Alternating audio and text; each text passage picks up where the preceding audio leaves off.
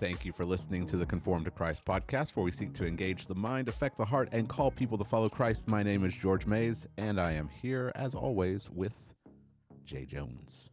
Good morning. You like that pause that I give before your name? Jay Jones. Yeah.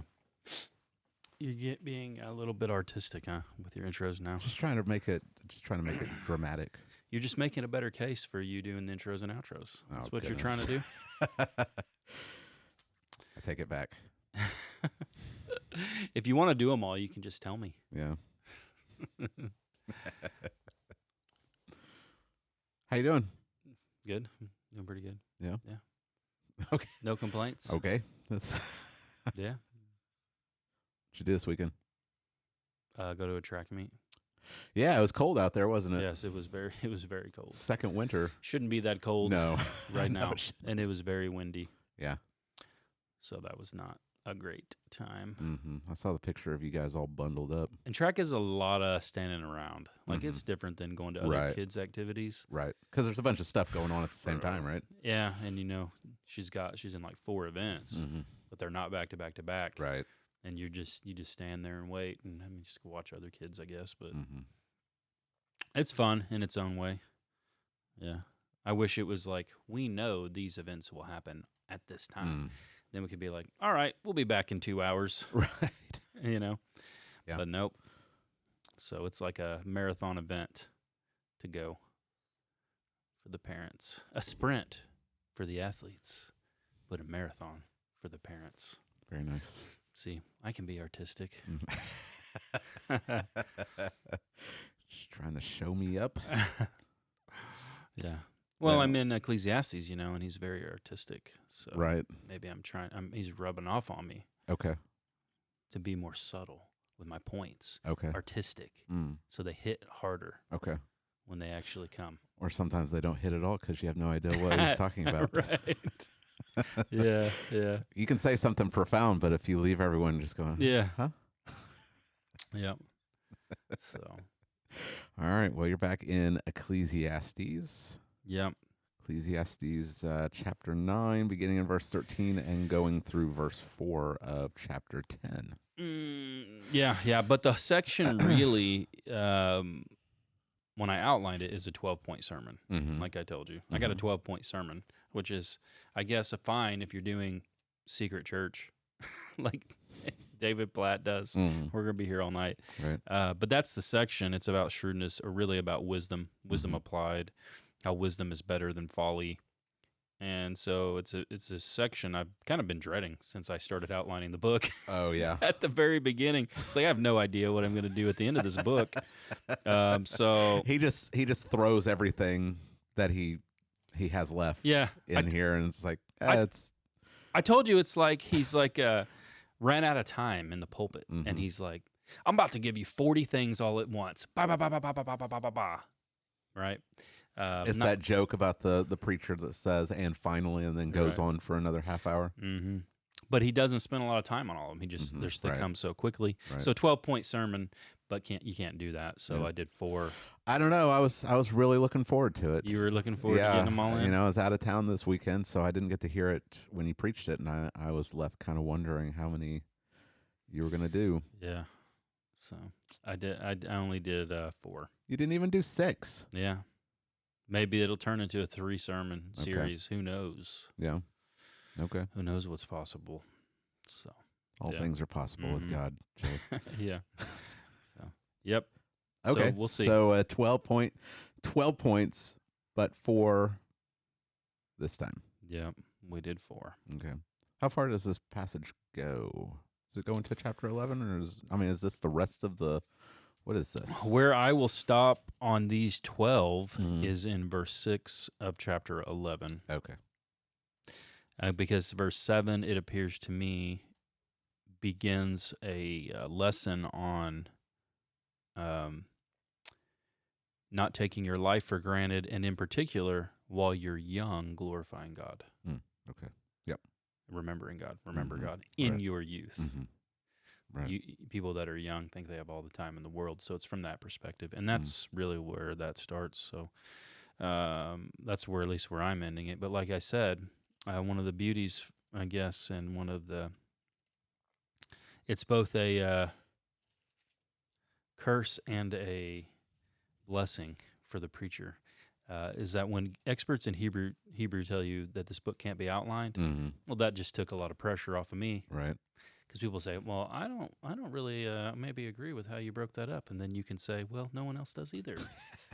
And no one else will agree with how anyone else outlined this book. It takes a little bit of the pressure off, but then it puts it on in a different way because these scholars that are writing commentaries, they can write a chapter on a verse, and they don't have to worry about the outline so much. You have to actually present it in a way that the congregation can digest it. Well, that's what it comes down to is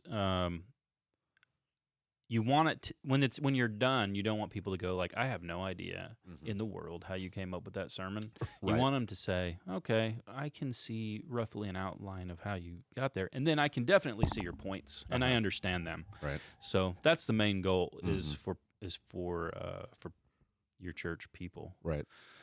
So that should be considered, and that's why you don't preach 12-point sermons. Right. Yeah. So. Okay. All right. Well, we're talking about shrewdness. Mm-hmm. Shrewdness. Yeah. Do you want to define that for us? Because, as you said in the sermon, it's taken on. It's one of those words that's kind of changed in its meaning a little bit. Yeah. Over the years. So this section is really about applied wisdom, and that's really what shrewdness is. Mm-hmm. I began by talking about, Jesus. He tells us to be. I'm sending you out into the world. Mm-hmm. I'm sending you out among wolves, as sheep among wolves. Matthew 10.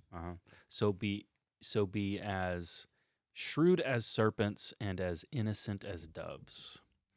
So, and the point is, right, you're going into a dangerous world where people will want to devour you.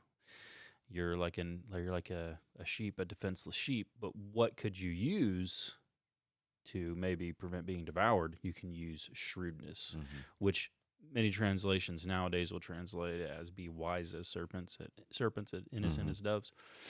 But I think shrewdness is better because wisdom has to be applied in a variety of ways. So shrewdness would be applying wisdom to ways that benefit you and your family and those around you. That's what shrewdness is. Today it has like a negative. If you look it up, or maybe just think of how you've heard it used, it can carry kind of somewhat of a negative. And Jesus isn't telling us to do something bad. Right. But today you hear, he was a shrewd businessman. What do you think when you hear that word? Right. Can you trust that person? I wouldn't. Yeah, you would better watch yourself around. They might do something shady, take advantage of you or something like that. And of course, you probably think someone like maybe Trump is shrewd. Right. Yeah. But Jesus isn't telling you to be shady. Right. He would never do that. But what he is telling you to be is like street smart. You know what I mean? Yeah. You need to be able to apply wisdom, truth from God about the real world in a shrewd manner, so you weren't devoured. Right. So, you just you just kind of hit it and then you left, and I thought that we could talk about it a little bit here because I think you're absolutely right. The way that Hollywood portrays Christians, the way that Christians are portrayed in the media, just in general, is usually they are basically cult leaders. Yeah, for sure. Right. Yeah, that's they are I don't know, evil. Yes. The evil, they're evil. the evil priest or whatever, the evil archbishop that's trying to cover up stuff for or they're just loonies. Or self-righteous, just completely self-righteous bigots. Yeah. Yeah. You don't have shrewd Christians being portrayed. Yeah. I wonder if that's because there's not a lot of shrewd Christians out there. Right. Yeah. Well, part of it's because, Hollywood is probably overseen by a great prince demon, honestly. The demon of Hollywood. Yeah, for sure. Yeah. Prince of Persia pulled up roots after he took a beat down. He took that beat down from Michael, Gabriel, and he set up roots in Hollywood. And there he sits, But part of that is because Christians aren't known for shrewdness, I don't think. Right. They're kind of gullible. They're known for being, I think, a little bit gullible here in the West. People attend churches that they think actually preaches the gospel, and they don't even know they aren't hearing the gospel. Right. That's how gullible people are today. Or on the other side, you've got people, maybe business owners that go to church, but they're not known as the best person to do business with. Yes. Yep. They're unethical. Mm-hmm. Yeah. Joy and I talked about this. I don't know how many times we've heard of like the Christian teacher at a school being like the teacher that no one wants to have because they're just mean. Yeah. Like they're the meanest teacher. Yeah. So we need shrewd Christians. Mm-hmm. We need wise Christians that know how to live in the real world Mm-hmm. in a godly way. Right. In a godly way. I gave this example, and as I said, this could be the only original thing that I've ever thought of.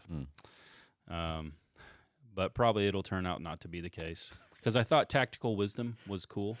Yeah. And then I was like, this is cool, but it's too cool. And somebody probably already thought of this, so I Googled it, and somebody did. They had written a book called Tactical Wisdom, but I think it's more about like survival than it is about spiritual things. Probably a little spiritual stuff sold in there, just so they. Did it get a big Jim Baker Probably bucket of slop? Oh yeah, That's tactical wisdom. Tactical wisdom. So I had to go with wisdom applied. Okay. Wisdom applied, but here's the to help you think of what shrewdness is. Knowledge is knowing that tomato is a fruit. I don't know where this came from, but this is a good. I've heard it. Yeah. You've heard it. Knowledge is knowing that tomato is a fruit. Wisdom is knowing you don't put it in fruit salad. Okay, good. But shrewdness is knowing when you need to eat the salad and when not to. So there could be a scenario where you need to eat the salad, like you're in another country, you're a missionary, and somebody's showing you great hospitality. They're trying to, show their culture to you. They bring you in, and they're like, throw the fruit salad down. It's got tomatoes in it. Yeah. You're just gonna eat it and say thank you and smile, right? Yeah. I don't know if Julia told me this story or if Julia's mom told me this story. They used to live in Japan. My father-in-law was in the Air Force, and he was stationed over in Japan. And I guess they eat crow over there. Wow. And so you don't want to offend the host, so you right. you eat the crow, right? Yeah. Was it any good? I don't think so. Yeah. That's not the impression I get from the story. Yeah. Yeah. So that's shrewdness. Like we don't think about it in that way, but you don't want to miss an opportunity to or ruin a relationship, right? Because you were too proud to eat something you thought might be gross. It's not a sin, so down the hatch. Right. Say thank you for your hospitality, right? Yeah. So shrewdness can be it's wisdom applied in the world in a broad spectrum of things. Now he doesn't exhaust all of it, but he gives us a good place with these 12. Okay. All right. Well, let's have you read it. Okay. You're only going to read the first 4, right? Yeah. Okay. I'll start reading in verse 9:13 through 10:4. All right. I have also seen this example of wisdom under the sun, and it seemed great to me. There was a little city with few men in it, and a great king came against it and besieged it, building great siege works against it. But there was found in it a poor wise man, and he by his wisdom delivered the city. Yet no one remembered that poor man. But I say that wisdom is better than might, though the poor man's wisdom is despised, and his words are not heard. The words of the wise heard in quiet are better than the shouting of a ruler among fools. Wisdom is better than weapons of war, but one sinner destroys much good. Dead flies make the perfumer's ointment give off a stench, so a little folly outweighs wisdom and honor. A wise man's heart inclines him to the right, but a fool's heart to the left. Even when the fool walks on the road, he lacks sense, and he says to everyone that he is a fool. If the anger of the ruler rises against you, do not leave your place, for calmness will lay great offenses to rest. All right. Shrewdness. We've got 4 points here. Yeah. And the first one is that shrewdness is powerful. Mm-hmm. And we see that in verses 14 through the first part of verse 18. Yeah, so he tells this little story. It's like a little, maybe he observed this in another nation, not his own, having a major network, large network, as the greatest king of his time. But it's a incredible, really illustration. There's this little city with few people in it, so not a large city, a mighty town with great walls. But a great king comes against that little city. So presumably, a powerful army, siege works, power, what we know of as power. But in the little city, there's a man, this nameless wise man. And he, by his wisdom, ends up saving the city. And that's the story. And then the lesson is that wisdom is powerful. Mm-hmm. It's more powerful than weapons of war. Okay. That's the lesson. That's the point. Yeah, that's the point. That's the whole point. Yeah. And we've got a illustration. Yeah. We've got an illustration in the scriptures of something like this. Is Solomon plagiarizing the author of 1 Samuel here, or 2 Samuel? 2 Samuel 20. Yeah, I'd forgotten all about this, and it was just in my reading that week. It's a lesser known story. It's Right. not. You've got Absalom's rebellion that kind of overshadows it. You don't Mm-hmm. really talk about what happens after the rebellion very much. Yeah, after Absalom dies, Sheba, who is a relative of Saul, from a smaller clan within the tribe of Benjamin called the Bichrites, and he begins a rebellion on the heels of the other rebellion. Mm-hmm. But it looks like he's starting to gather some steam, so other people from Israel are coming after him as well and joining with him. So Joab, who is apparently, pretty much like a Marvel superhero. He's like a mighty man of God, of war. He's going to destroy the city where they go and they flee to. Mm. He's a great general. He goes with his army. But you know how this works. If you have two armies, it's going to be a total catastrophe. The city is going to get absolutely destroyed. Mm-hmm. So Joab is laying a siege work against it, which probably like an earth ramp, but don't know for sure. But they're getting ready to take the city over. But then there's this nameless woman. Like, who is this woman? No one knows who she is. She's like a stealthy spy or something. Maybe she was the origin of Black Widow, huh?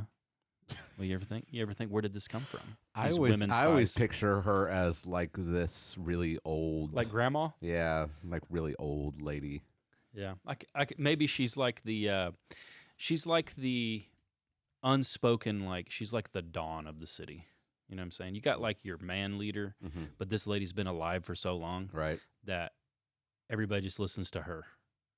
That's how you picture it. Mm-hmm. Yeah. So she goes out for a secret meeting, and she's like, "Hey, if I throw Sheba's head over, will you not destroy the city?" He's like, "Of course. Don't want to destroy the city anyway." So she goes back into town, and now keep in mind there's an army in there. Sheba's got his army in there, Mm-hmm. and somehow she gets this guy's head, tosses it over the wall, saves the whole city. Because she's shrewd. She's got wisdom. She can apply it to the social world, right? She can convince people of what's right to do in the situation to prevent their destruction. Right. So, it's an incredible story, really. Yeah. So we've got it. So there's the historical event, and then we've got Solomon. He's taking a similar situation, and he's saying that wisdom is better than might. Right. Yeah. Even though this lady is you okay over there? And my microphone's falling apart over here. There we go. I think It's a distraction, Jay. Yeah. Stop distracting me. You've got this unknown lady. No one knows her name. It's not given. people don't even remember the story, Yeah, I know. let alone That's the crazy. woman. And so you've got this this wise man, and Solomon says that no one remembers that No one poor man. remembers No him. one remembers him, but he says, "I say wisdom is better than might." Yeah, Even though the poor man's wisdom is despised and his words are not heard. yeah. The words of the wise person are better. Mm-hmm. It doesn't look that way, though. No. It doesn't look that way, but if you just think about history, the people who have I was thinking about it from this other angle because we're on the brink of like collapse of Western civilization. I mean, the way things, who knows where we will go. America will look different than probably it ever has. So will the rest of the West. The people who are going to change the world, who have historically changed the world, haven't maybe been, well, Genghis Khan and other people like that have changed the world. But when you start talking about people that have really made a huge difference, they're not like warriors. There's a reason there's the saying, the pen is mightier than the sword. You know what I mean? The pen is mightier than the It's sword. because you can conceal the pin in your Yeah. sleeve, And then you can click it and it turns into a bow staff. Right? And you can fight an army. Yeah. So to think about how to cultivate that in the Christian church and in your children, we have a lot of children in this church, and I was just thinking, man, if the parents in the church, if we really would invest to teach these kids that the 6 inches between their ears contains difference making material, like you can change your city, with wisdom, with applying God's word, the truth of reality as contained and revealed in the scriptures, applying that wisdom to the world, that's more powerful than an army. And that's true. This is truth.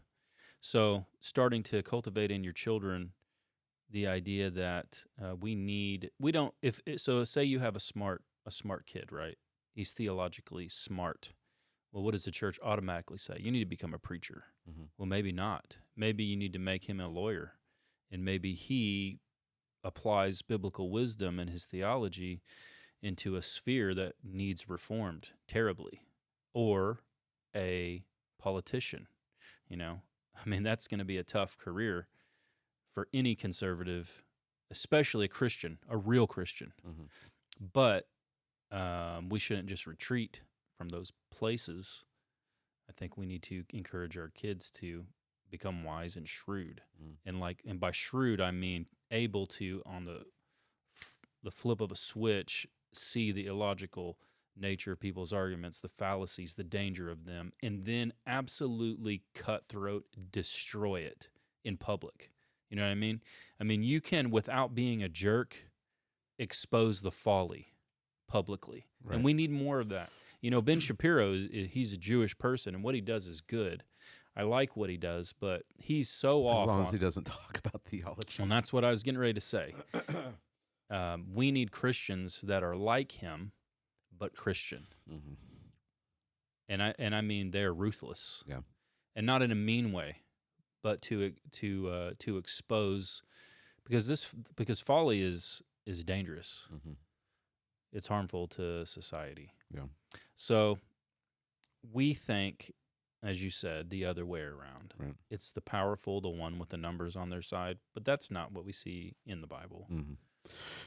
And I can't help but think about 1 Corinthians chapter 1, because this mindset that wisdom is better than might is not what you see in a lot of evangelical churches. Mm-hmm. The scriptures, Paul in 1 Corinthians, talking to a culture where wisdom means winning an argument, even if it's not correct. Mm-hmm. Like if you're good with the rhetoric, you win, even if they don't really care Right. if it's true or not. Just, are you persuasive enough? Right. Um, or might is being influential. It's being the one who is lifted up and looked upon as you know There, your station, your position is one to be envied. And here's Paul coming in, having just been released from prison, you know, having been beaten for the umpteenth time, and he says that God uses the foolishness of the cross to shame the wise of the world. And so he's not coming with this rhetoric. He's coming with the truth of the gospel, because the gospel is the power of God. right. Christ crucified. It's a stumbling block to Jews. It's folly. It's foolishness. It's the Greek word is where we get our word for moron. It's moronic to the Gentiles, but to those who are called, both Jews and Greeks, Christ, the power of God and the wisdom of God. For the foolishness of God is wiser than men, and the weakness of God is stronger than men. That sounds like Ecclesiastes. That sounds like this passage. Right. Yeah. And we need to be reminded of that in the church, because we want to do all these gimmicks. Yeah. And we want to, I mean, we talked about this last week. Whenever a celebrity says anything even remotely close to Christianity, everyone loses their minds, because now we've got someone influential that is respected in the secular world, but now they're a Christian. They keep talking like an unbeliever and acting like an unbeliever and starring in movies that playing roles that Christians shouldn't play. But hey, he's a Christian, and it's this idea that might is better than wisdom, when the scriptures say that wisdom is better than might. Right. Yeah. And it just Simple lesson. plays out in all kinds of practical areas in the church. Right. Yeah. But you've got to not only to try to pursue to develop your mind, you've got to pursue being able to apply it. There are a lot of very smart people in the world with high IQs that cannot apply their wisdom to the real world. Like Solomon. Right. Right. Yeah. Well, he could apply it to the real world in other people. Theoretically. In other people. He had a great theoretical understanding of wisdom. Right. Yeah. In his own life, he was not. Yeah. He did he do a little backsliding? They call it that. Yeah. Beyond that, right? Yeah. He brought. He was worshiping false gods. It's a true testimony to the merciful nature of God. That God never removed His love from him. Just baffle the mind. Of course, it appears that Solomon repented toward the end of his life, but it was too late. It would cost the entire kingdom would be lost because of his folly. Yep. Split in two. Which that takes us to the second point, right? So the first one is that shrewdness is powerful. The second point is shrewdness understands the danger of foolishness or of folly. And that's the second half of verse 18 into chapter 10, verse 1. Yeah, 18b is like the end of that verse, and then, the poetry begins. But that 18b acts as like a transition thought, I guess. It's a transition statement. Yeah. One sinner destroys much good, and then the little illustration of the fly. A dead fly makes a perfumer's ointment give off a stench. So the lesson is pretty clear, but I guess you'd have to understand their perfumes and ointments. You think about Jesus, his feet being anointed, and how it was an incredibly, I can't remember the exact cost. I wish I'd looked it up now, but well over a month's worth of pay. Right. Yeah. It's a lot of money. Which is probably way more than any perfume any of us own or cologne. And so this is all poured on, on his feet. But imagine if it was opened and there was a dead insect inside of it. And instead of it giving off this incredible scent throughout the whole room, everybody was like, "Oh man, like what'd you pay for that? You paid $5,000 for that? It smells rotten." And it's because there's a dead fly in it. A dead fly got in your jar, ruined it all.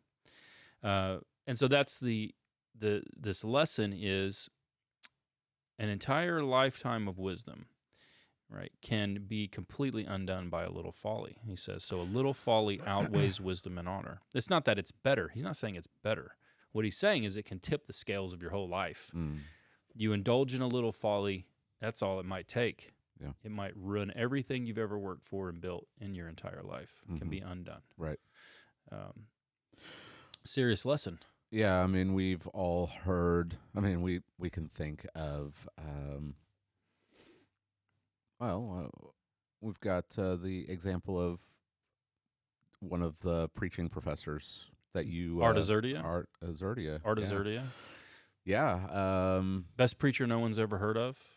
I started listening. He's amazing. I started listening to his series on Revelation, and I was just blown away. It's like this is. I mean, he just is walking through the text and explaining it and illustrating it in ways that were really helpful. Oh yeah, very skilled, very gifted person. And he wrote a book on the Holy Spirit and preaching that I thought was phenomenal. Had an affair. Yeah, and he's done. Yeah, he's gone. He won't. He won't be like one of these guys that tries to return. I don't think. He's done. Like gone. Yeah. Like I don't even know if you can find his sermons anymore. I think they're gone.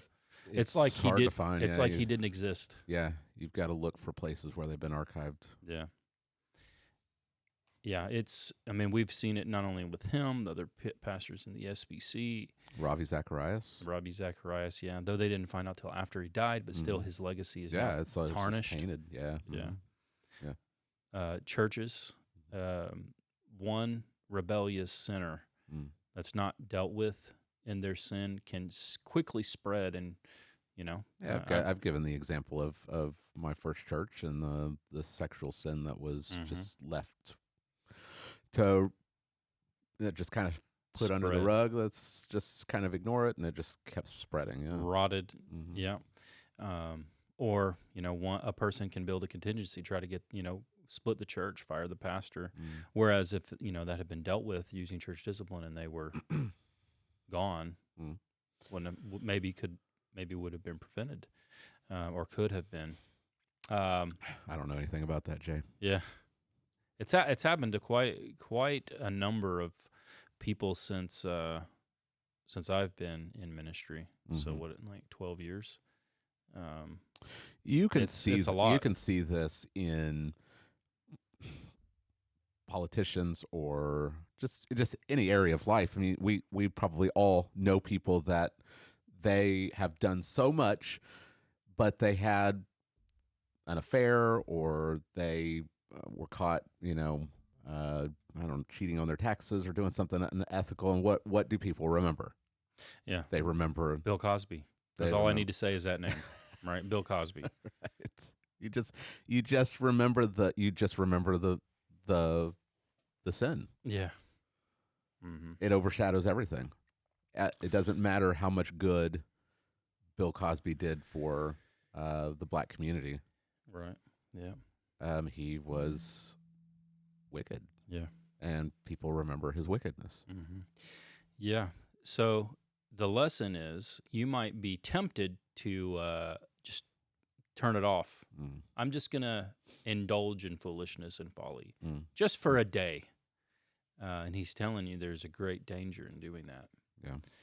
It could end up ruining your life. So don't turn it off. I was thinking about the people who they'll maybe go on a vacation away from all of the people that know them, and then they'll just become someone different because they think nobody will ever know and no one will ever find out. Yeah. But they always get caught. Yeah. They always get caught. This is something that in the Army, it's like almost I don't know if it's the correct word for it. Stereotype, cliche. People go on these temporary duties They go on temporary duties, and they give you extra money when you go. Like, say you have to go for training on the East Coast for some deal, right? You're there for a month. They're going to give you regular pay and then all this extra pay. And so what do? I mean, they'll do insane things, have affairs, go to strip clubs, do drugs, Wow. think they'll never get caught. They always get caught. Yeah.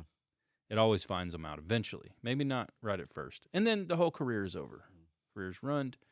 Marriage is over. But, this is the life. This is the soldier life, George. It's not a surprise to me. And any other soldiers listening to, they know. I could tell you insane stories about what some of the soldiers that I was their platoon leader did when we were gone. But you can't control their private life, and as long as it's not against the law, and they're not breaking any Army laws, they're free to do what they want. Crazy stuff, man. But it always comes back in the end. Always. It always comes back around. Ends up ruining relationships, lives, marriages, children. Just think about that. Think about how much a child may love their father, and you've been faithful, and then you know what? You're going to indulge in a little folly, a little sin, and no one's going to find out. Then your kids find out, and now they never look at you the same again. They will never respect you as their father again. Yeah. That happens. And so this is a great lesson for people in the church. We got to talk about it. I mean, it's just burning in my mind. You may not want to talk about it, but I'm going to talk about it anyway. Plagiarism.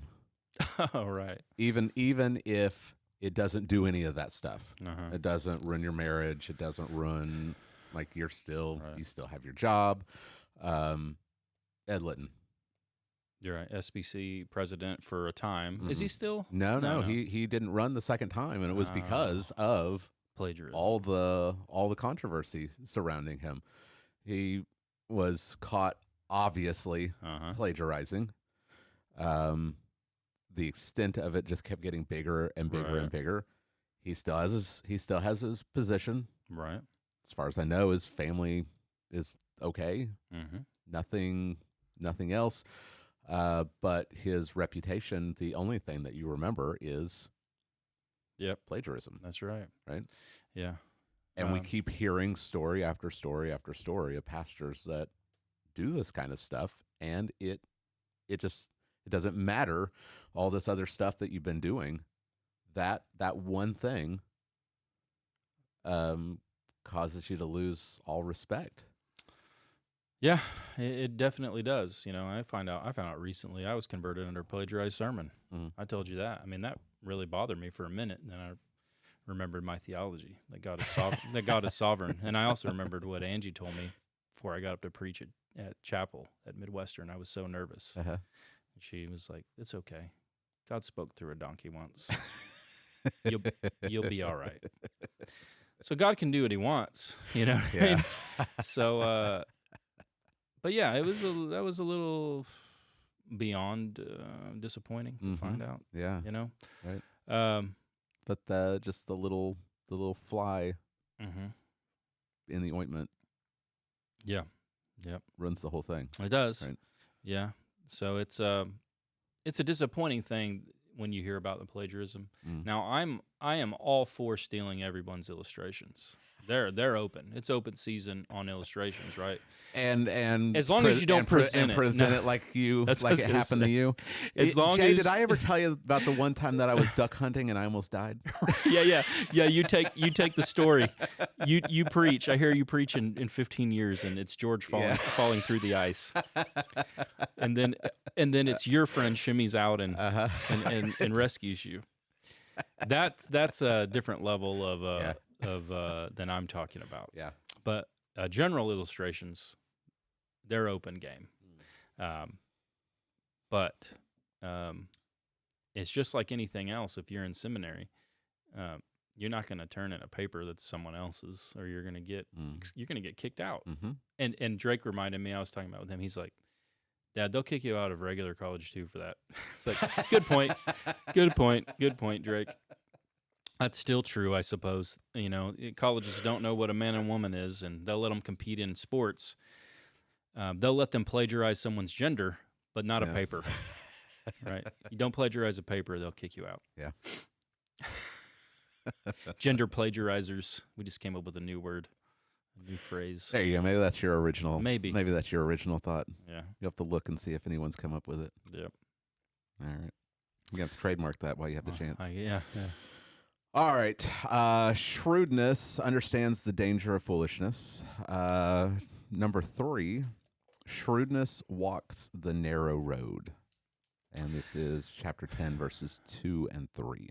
Yeah. So a wise man's heart inclines him to the right, a fool's to the left.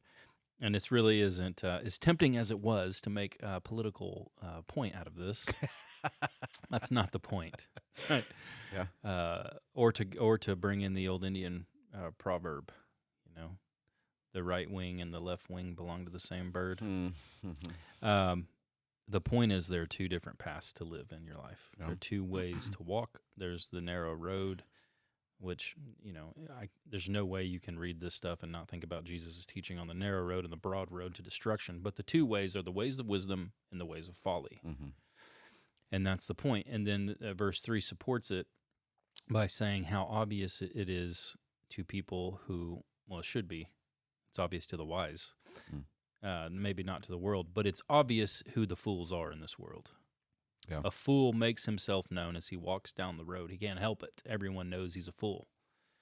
So we went through various ways that people reveal how they are fools and how foolish they are. A lot of it has to do with the way they speak, which is interesting. I guess we reveal a lot about ourselves by how we talk, what we say.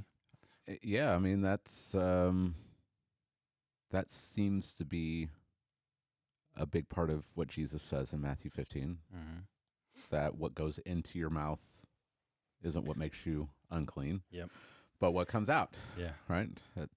All these things come out of your heart. So you're speaking out of who you are. Yeah.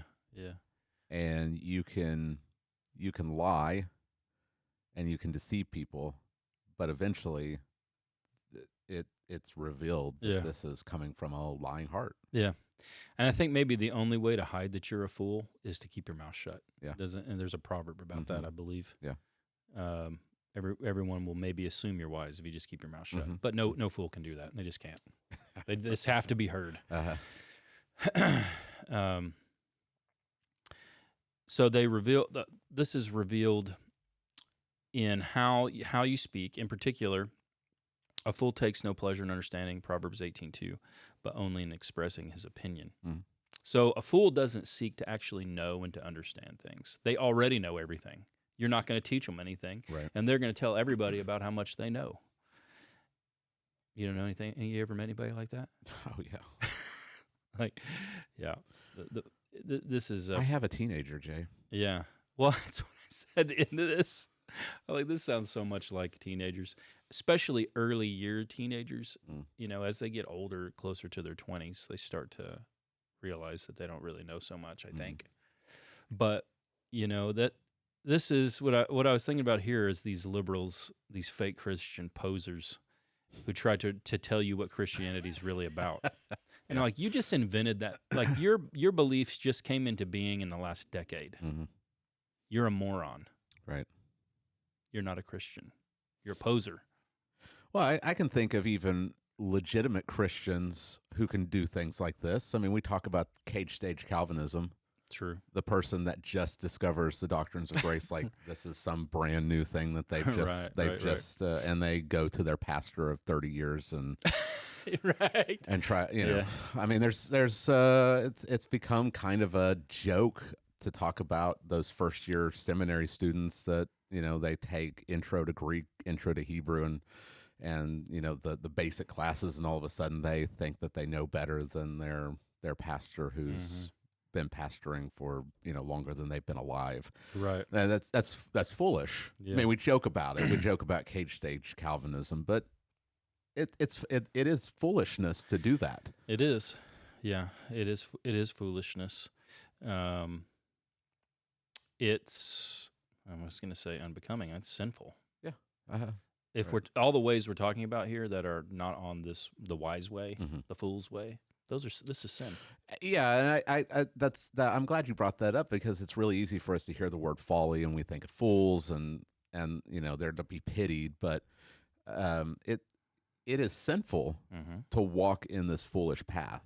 Yes. Now you take the whole Bible together and we all are fools, but the repentant person doesn't continue living like a fool. Yeah, you're not to be like a dog who goes back to his vomit. Right. Yeah. So this speech continues. By their speech, they in Proverbs 17:7, what we see is they're not good at speaking. The thing is it's not that they're not good at rhetoric. It's more like that they're not good at making logical arguments. And we know, and we have seen many people like they will win people to their side, not by the truth in the argument or how cogent it is, that it's logically sound, but by their rhetoric, by their emotion, by their ability to draw emotion out of you. Right. That's a fool, and fools are captivated by that. But they're revealed to everyone that's wise. The wise and discerning person can see through it all and hear what they're actually saying and go, that is utter nonsense. Right. That's total nonsense. So they're telling you that they're a fool. Another way that they do it is they don't like discipline. I mean, I couldn't do all of them. There are a gazillion of them in the Proverbs. But they don't like discipline. And because of their great folly, they're led astray. And led astray there is led astray from God's path, like God's ways and wisdom. It's Psalm 2, or Psalm 1, excuse me, Psalm 1. Yep. Yeah. And so, of course, I brought up the teenagers because teenagers are this way. They think they know they think they know everything.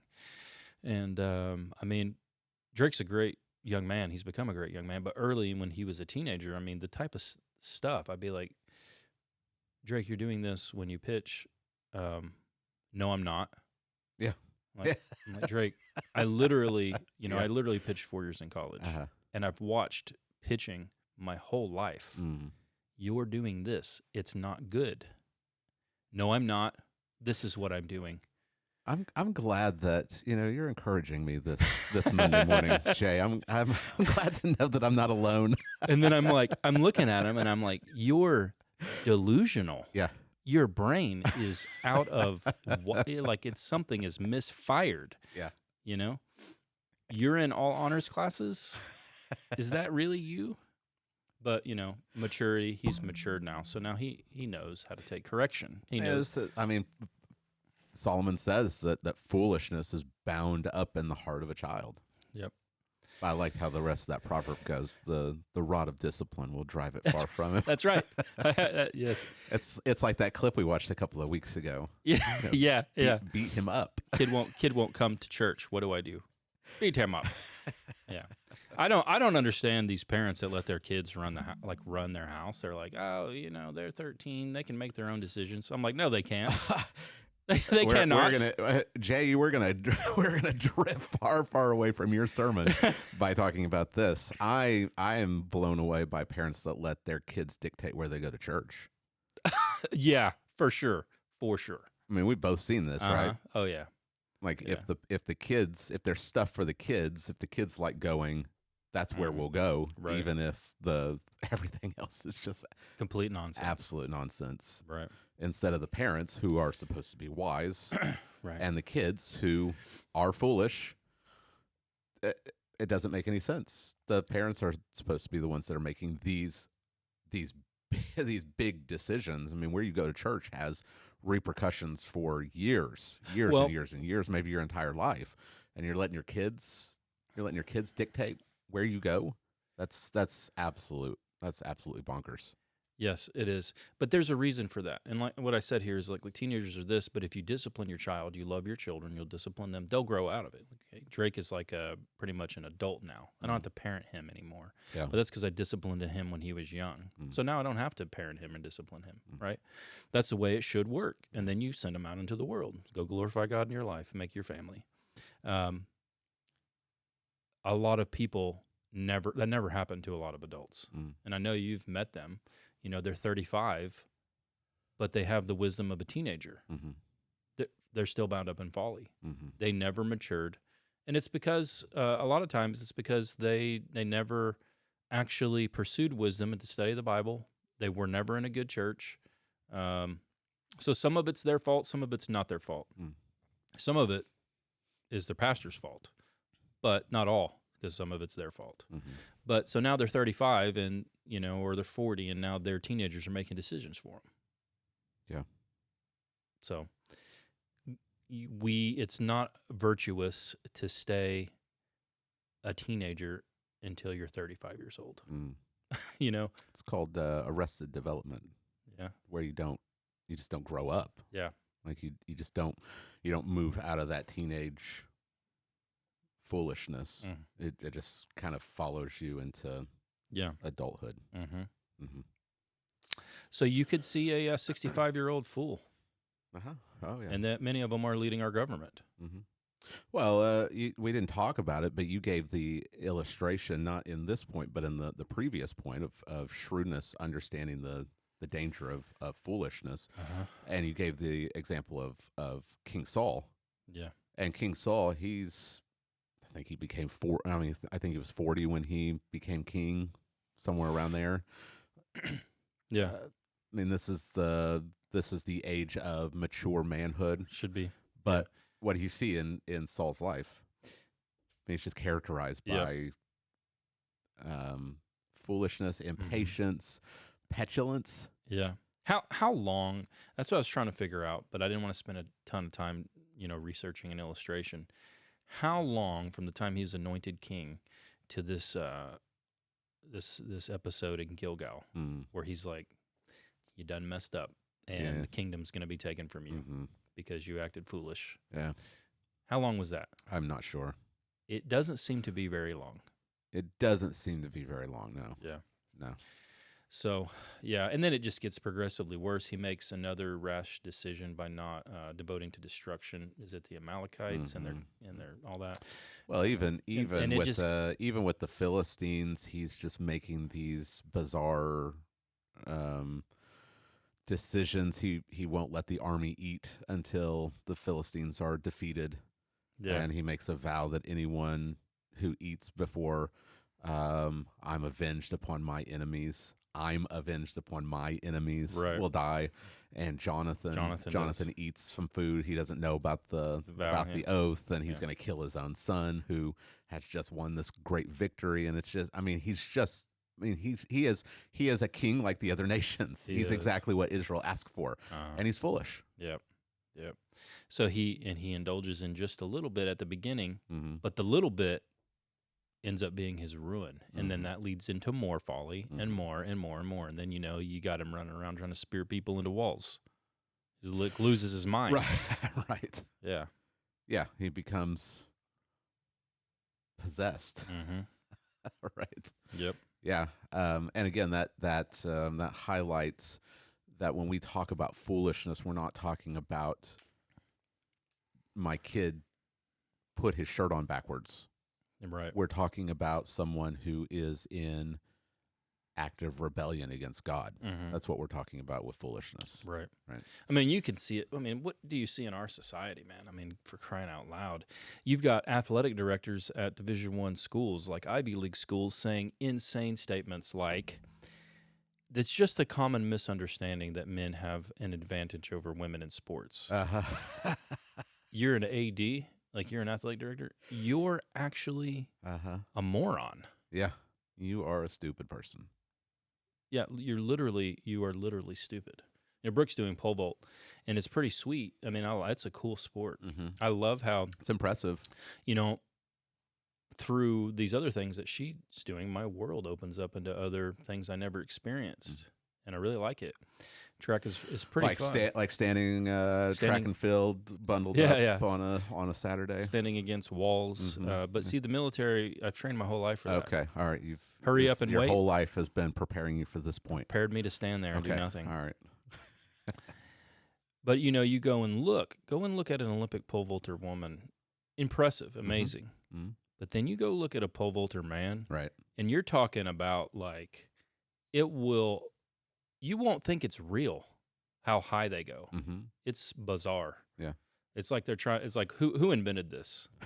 Did the Vikings Right. invent this to pole vault over people's walls and raid them? Like it's crazy. Mm-hmm. There is not if a man enters women's It's pole vault. ninja stuff. If a man enters women's pole vault, it's over. Uh-huh. It's over. Yeah. So I'm trying to prepare her. I'm gonna say, look, you're kind of she's kind of ruthless when she argues, which is good. It can be a good trait if aimed correctly. Mm. See, there's going to come a time in your life, maybe you're going to have to rally the women. Some man enters your sport, and maybe you all protest. Mm. You all stand up and turn your back on them publicly and refuse to compete. Or just beat him with a sock full of quarters. Right. Yeah. Whichever one. Yeah. Whichever one. Well, those would get news big time, either one of those. Right. And what would the news do with like 30 women who jumped a dude who's guilty of gender plagiarism? It's just a cat fight, Jay. What would they do though? I mean, like, because they're like pro women supposedly, Yeah, I don't know. and women are minorities still. Mm-hmm. What would they do? I don't know. How do we walk in the right way, Jay?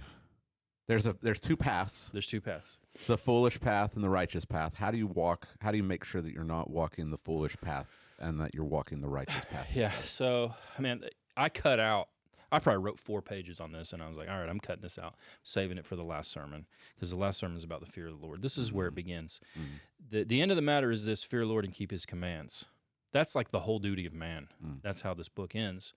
But also in Proverbs we read that the fear of the Lord is the beginning of wisdom. So if you want to be wise and not be a fool, and you want to walk on this other way of life, which is good, first you have to fear the Lord. What is that? What does that mean? Well, it doesn't mean that you're afraid of him, like you're afraid of some cruel ruler who's going to punish you if you don't give him allegiance. It's that you come to see God for who he is, and that he's someone to be revered. He's majestic, awe-inspiring, to be admired, a sense of admiration, of love, and someone that worthy of commitment. That's the fear of the Lord. So how do you begin to fear the Lord? Well, God's given you all kinds of ways, and he's given it to every person on the planet. The first is to not ignore general revelation. General revelation is screaming out at you that there is a God who created everything, and you're not him. Mm. And he is powerful, awesome, awe-inspiring. All you have to do is go out in the country. If you live in the city, it may take some work, but get away from the lights and just go somewhere where you can look up the stars. The first time you see the stars away from the light pollution will take your breath away. Mm. You will be just struck by the magnitude and the number and how small and puny you are. And what you're also going to know, every person will know, is there is a creator who created all of this. And I believe every person knows that. Now, what you do with that knowledge, you may suppress it because you don't like it. You may suppress that truth and unrighteousness, but don't do that. Use what God has given you to glorify him. The heavens declare the glory of God, so then you should see it, and then you should glorify God. Mm-hmm. But God goes even further than that, because the whole story, I was reading just this week, in the ancient times, all of the surrounding cultures did not have a concept of history. They were like nature-type religions, right? Mm-hmm. Their whole system of religion kind of revolved around nature and what the gods were doing with nature, but not the Jews. They had a concept of history, and this is a major anomaly. They pretty much invented history. And the author says the reason that they had this is because their God interacted in human history. Mm. And so they recorded historical acts. Yeah. And so their entire framing of literature revolves around the God who acts in history to draw near to his people. Yeah. And so that's beyond general revelation. God reveals himself in that way to his people, and that's recorded in the Bible. And then that culminates in the revelation of Jesus Christ, God in the flesh. And so if you want to cultivate a fear of the Lord, then understand and look to the cross of Christ and see the God who acts in history to deliver his people from their sins. And you will then fear the Lord. Step one. Step two then is to ask God to give you wisdom. I'm not, like some people would say, well, some ultra cessationists would say God doesn't like divinely give things like he does. Have you seen this? God does not do any miracles. Right.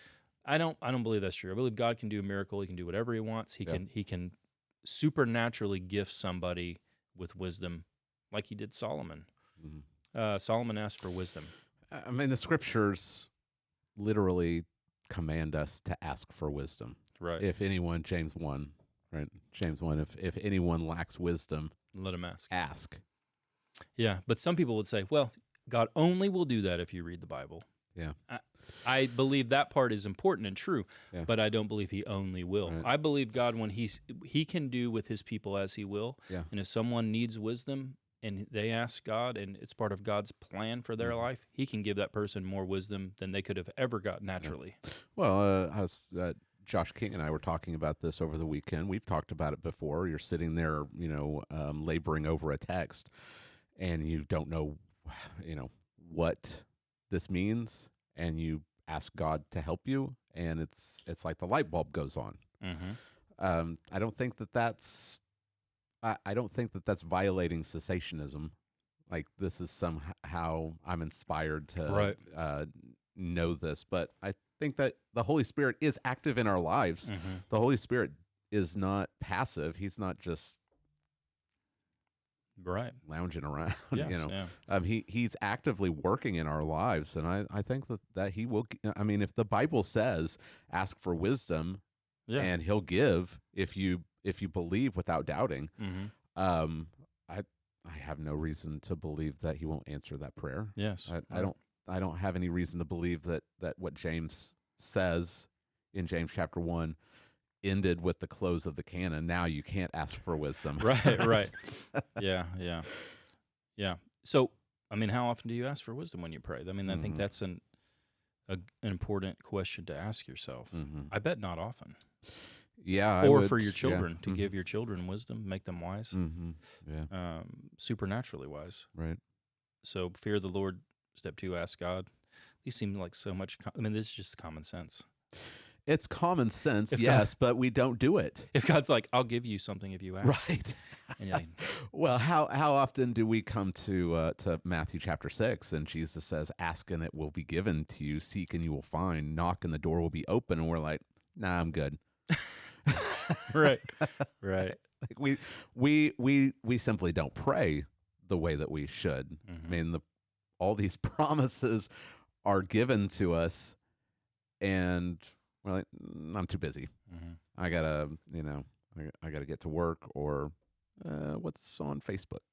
Right. I mean, it's pretty ridiculous how we act. It is common sense, but in our sinfulness and our foolishness, we don't do the simple things. Yeah.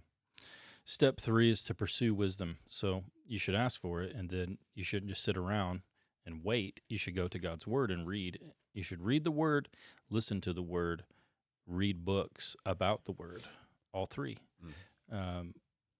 Listen to podcasts. Hey-yo. And God will impart to you wisdom. I mean, you have these Proverbs. You can read one every day for the month. Like a little present there for you. Yeah. And just do it every month for that day. Yeah. You don't even have to guess. What day is it? What's today's date? Oh, I'm reading that proverb today. And just do that, and you will become wise. Wiser. Because I don't think I don't want to call myself wise. You know what I'm saying? Wiser than I once was. Wiser than you once were. Yeah. But yeah. I think you're pretty wise. I appreciate that. I appreciate that, but I don't know yet. We'll see. You need some more. You need some more of this. Time will tell. You need some more of this before you look wise. I mean, I don't know if I'm ever gonna get the gray like you. Yeah, you got like patches. A streak. You got like those you got are a little bit. That's Solomon's fault though. That's him. Ecclesiastes did that to me. Pouring over Ecclesiastes and making me question my entire existence, and even if I'm even a preacher, like thanks Solomon. Thanks for organizing your book this way. Start praying like Jeremiah. Why won't you just let me die? All right. Fourth one, shrewdness is restrained in the face of anger, and that's verse 5. Yeah. Nope, 4. If anger verse of the 4, excuse ruler, me. yeah, if the anger of the ruler arises against you, do not leave your place, for calmness will lay a great offense to rest. So it's a very simple lesson. How do you react when people are angry with you, and especially those who have power and influence over you? You need to not respond to anger with anger, and you don't need to respond by just turning your back and walking away, which will make someone even more mad. You ever had somebody turn their back on you and walk away? Mm-hmm. Oh, it's a major offense, Mm-hmm. is it not? Yeah. Yeah. So don't do that.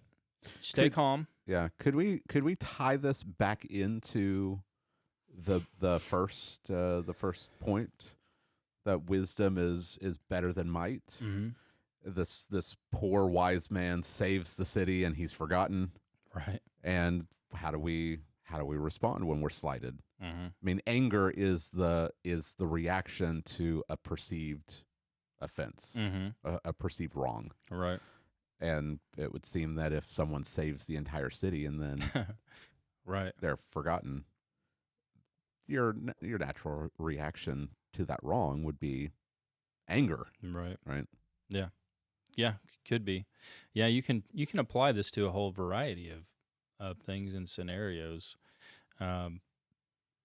This is important though when you're interacting. Like, a lot of our folks are in the military still. Mm. You have some real jerks that are over. When people get power, one of two things will happen.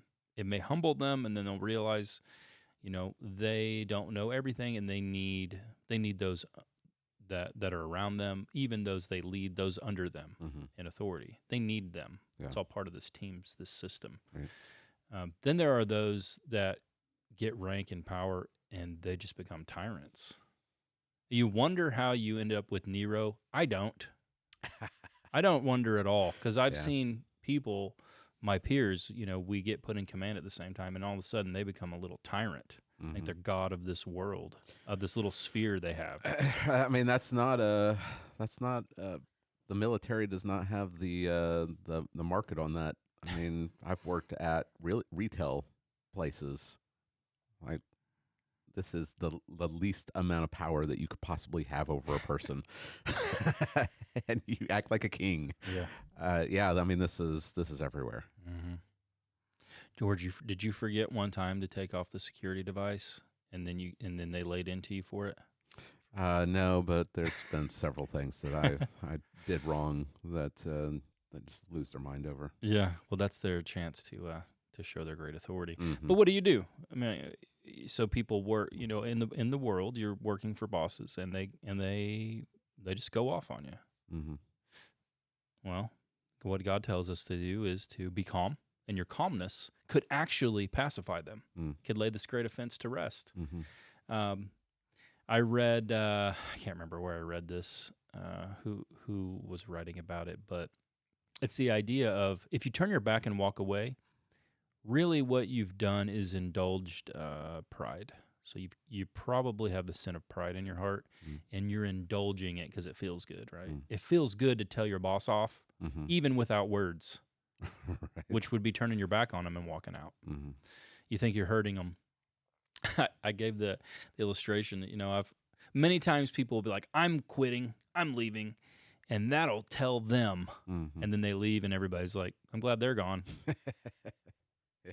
So you indulge this pride in yourself, and you hurt nobody except for you and your family. You hurt you and your family. The boss and all your other coworkers are glad you're gone because they're hoping they can get somebody in that's better. This is the way of the world, but a Christian can't be that way. Yeah. So a Christian, you just take it, and you might say, "I don't like that." Well, maybe I don't like it either, because sometimes you just want to fight back. Yeah, but Jesus asks us to do it, and he doesn't ask us to do things that he didn't do, because he's the best leader. So everything that he has done, we are expected to do. and he, when reviled, did not revile in turn. Right. He suffered unjustly, and so he calls us sometimes to suffer unjustly. And there's wisdom in it because, as we read here in 10:4, it may actually change the heart of the person and work out for your good. So that's the point. And that's 4 of 12. There are more coming. There's a lot packed in there. Yeah. And so what should be obvious, but we could spell it out. We all have a measure of this foolishness and folly bound up in us, so it's not a moralistic sermon of do's and don'ts. Now, that's not to say it isn't a sermon of do's, because we are to be shrewd as serpents. Right. And so how do we learn it? From the word. You should do these things, and you fail. Now, it's not great, right? It doesn't, we shouldn't then retreat into, I just have to do better. And if I do better, then I'll be a better Christian. Right. That's a path to legalism. What we should understand immediately is there is a man who did all of these things perfectly. Jesus Christ did all of these things perfectly. He is wisdom incarnate, and he is truly a man like us at the same time, God and man. And as a man, he was shrewd. Right. You don't think about Jesus that way, though, huh? Well, you might, but most people don't. It's because that's because of the negative connotation of shrewdness that we have nowadays. Right. That's why we probably wouldn't think of Jesus as being shrewd, because it just seems like, well, that seems like a sinful thing for you to be. I mean, he's shrewd on a whole host of places where he's shrewd, where he was maybe tempted to sin, or people are trying to entrap him. All of his engagements with the religious leaders, he's shrewd. Yep, he has to be, because they set these traps that are double-sided. Yeah. Like, if you go this direction, we got you. If you go this direction, we got you. And Jesus, in his perfect wisdom, he gives them an answer that they never even suspected. Right. And confounds them. That's shrewdness. Yeah, that's right. And so we fail, and to fail to be shrewd is sin. You can't sugarcoat it any other way. It's not immaturity. It's a sin. Yeah. But we have a great representative for us. This is Christianity. Jesus Christ he was perfectly wise on our behalf. And so our failings, he takes upon himself, and he gives us his victories and his perfections of wisdom. Yeah.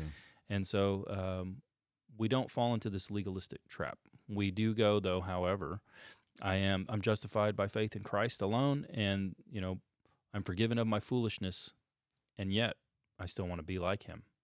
So I need to listen to Solomon, right? And I need to pursue these things. Yep. Very good. Yeah. All right. Well, I would ask you where you're going next week, but you don't know where you're going next week. So we'll keep going. Keep going somewhere in Ecclesiastes chapter 10. We'll see how far we go. We'll continue on with, I'd safe bet we'll get 4 more. Okay. I'd say. Okay. But we might get them all. We'll see. Okay. All right. Well, hopefully this has been helpful for you. Hopefully it's been beneficial, because we are called to trust in Christ and then obey him. And Jesus tells us to be wise, and so we ought to be wise. And so we've seen that today in Ecclesiastes. So if this has been helpful, please make sure to like, subscribe, and share, and we will see you on Friday for Fun Free-for-all Friday. Fun Free-for-all. All right. Have a good week. Thanks for watching.